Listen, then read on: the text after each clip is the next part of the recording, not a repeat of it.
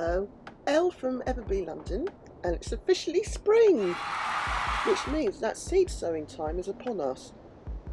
I have another quick gardening tip to sieve your seed and cutting compost mixes.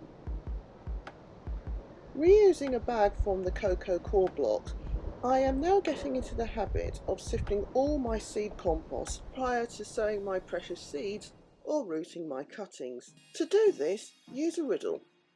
These can range in price from around £5 to £25 depending on its makeup, either plastic or metal.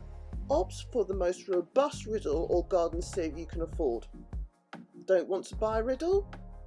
If you have one of these, you don't have to. Just repurpose an old mushroom tray as a garden sieve and it will do the trick. 10 minutes and 10 litres of seed compost later, I filtered out this many lumps and bumps.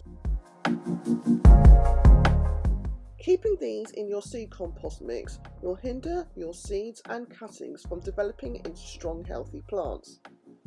It's rather shocking that this much unsuitable material was in so little amount of seed compost. But don't waste this. Collect and store this in an old compost bag so that you can either use it as a mulch or simply add it to the compost pile to rot down completely. The sieve compost is lighter and fluffier in texture, and I've noticed that my seed starts are more successful with higher percentage germination rates.